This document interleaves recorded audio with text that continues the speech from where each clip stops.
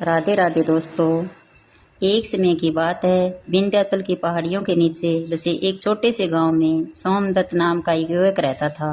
सोमदत्त के पास न तो धन था और न कोई जागीर। उसके पास केवल उसकी 10 भेड़ें और एक बांसुरी थी। गांव के लोग उसे मूर्ख समझते थे क्योंकि वह अक्सर पेड़ों और पत्थरों से बातें किया करता था। सोमदत्त का मानना था कि प्रकृति की हर चीज में एक कहानी छिपी होती है। एक बार राज्य में भयंकर अकाल पड़ा। नदियां सूख गई और घास का एक तिनका भी नहीं बचा। गांव के मुखिया ने कहा, सोमदत्त, अब यहाँ कुछ नहीं बचा, तुम्हें शहर जाकर काम ढूंढना चाहिए। सोमदत्त ने भारी मन से अपने भेड़ों को एक दयालु किसान को सौंप दिया और खुद हाथ में एक लाठी लेकर निकल पड़ा। चलते चलते सोमदत्त एक घने जंगल में पहुंच गया।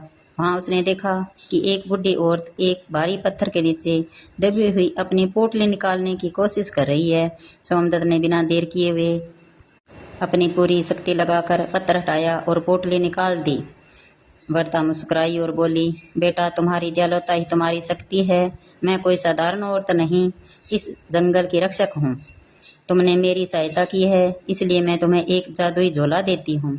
इस झोले की विशेषता यह है कि तुम जो भी मांगोगे वह इसमें से तभी निकलेगा जब तुम्हारी नीयत साफ होगी। सोमदत्त उस झोले को लेकर राज्य की राजधानी पहुंचा। हाँ, उसने देखा कि चारों ओर सन्नाटा है। पूछने पर पता चला कि राजा की इकलौती बेटी राजकुमारी रूपमती एक गहरी नींद में सो गई है। एक तांत्रिक ने राजमहल के मुख्य द्वार पर 7 जादुई ताले लगा दिए थे और कहा था कि जो इन 7 तालों को बिना चाबी के खोलेगा और राजकुमारी को जगाएगा, उसे आधा राज्य और राजकुमारी से विवाह का अवसर मिलेगा। बड़े विद्वान और शक्तिशाली योद्धा हार मान चुके थे। सोमदत्त राजमहल पहुंचा। दरबार में उसे देखकर ठाका लगाया, ए चरवाही, जहाँ वीर ऐश रहे वहाँ तू क्या करेगा? सोमदत्त ने शांति से कहा, प्रयास करने में क्या बुराई है। जब सोमदत्त महल के मुख्य द्वार पर पहुंचा तो वहां एक विशाल काला दरवाजा था जिस पर 7 अलग अलग धातुओं और रंगों के ताले लटके थे। हर ताले को खोलने के लिए एक विशेष गुण की आवश्यकता थी। पहला तांबे का था जिस पर लिखा था, जो झुकता नहीं वह टूट जाता है। बड़े बड़े योद्धा इसे अपनी शक्ति से तोड़ना चाहते थे, पर ताला इतना ही मजबूत होता गया। सोमदत्त ने झोले में से सत्य का मोर पंख निकाला। उसने अपनी शक्ति का प्रदर्शन करने के बजाय जमीन पर झुककर प्रार्थना की।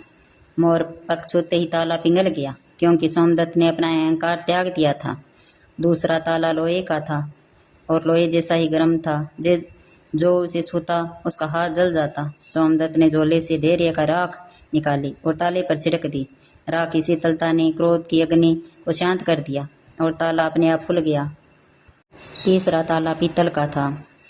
यह ताला सोने की तरह चमक रहा था। इसके पास जाते ही इंसान के मन में लालच भर जाता और वह ताला खोल कर उसे बेच दे। सोमदत्त ने झोले से करुणा का जल निकाला। उसने सोचा कि यह ताला उसके लिए नहीं बल्कि राजकुमारी की जान बचाने के लिए है। जैसे निस्वार्थ भाव से जल की बूंदें ताले पर पड़ी, पीतल का चमकता हुआ ताला खुल गया। चौथा ताला कांसे का। इस ताले के चारों ओर घना अंधेरा था। पास जाने कर इंसान को कुछ दिखाई नहीं देता था और वह रास्ता भटक जाता था। सोमदत्त ने झोले से बुद्धि का दीपक निकाला। उस दीपक की रोशनी से अज्ञानता के अंधेरे को चीर दिया और ताले की चाबी का छेद स्पष्ट दिखाई देने लगा। 5वां ताला चांदी का था। जैसे ही सोमदत्त 5वें ताले के पास पहुंचा, उसे एक भयानक गर्जना सुनाई दी और ताला एक विशाल सांप में बदला हुआ दिखाई देने लगा। यह केवल भ्रम था। सोमदत्त ने झोले से साहस का तागा निकाला और उसे अपनी कलाई पर बांध लिया। जैसे ही वह निडर होकर आगे बढ़ा, सांप फिर से ताला बन गया। 6ठा ताला मिश्र धातु का था। इस ताले को सोमदत्त ने अपनी भेड़ों और पूरे गांव की यादें धुंधली दिखाई देने लगी। उसे लगा कि वह वापस लौट आई। सोमदत्त झोले से त्याग का पुष्प निकाला। उसने याद किया कि उसका उद्देश्य खुद की खुशी नहीं बल्कि दूसरों का दुख दूर करना है। मोह भंग होते ही 6ठा ताला खुल गया। 7वां ताला काले पत्थर का था। अंतिम काला ताला सबसे विचित्र था। यह पत्थर का बना हुआ था।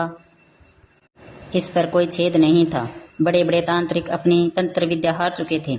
सोमदत्त ने महसूस किया कि पत्थर को केवल कोमलता से जीता जा सकता है।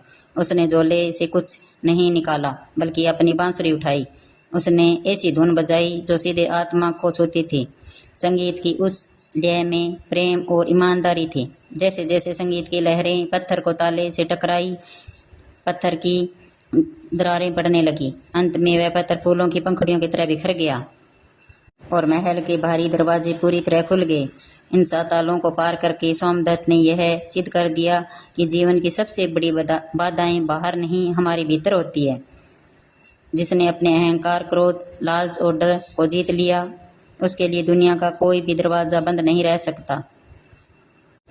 यही कारण था कि जब राजकुमारी के कक्ष में पहुंचा तो वह केवल एक चारगवाह नहीं बल्कि एक सिद्ध पुरुष बन चुका था।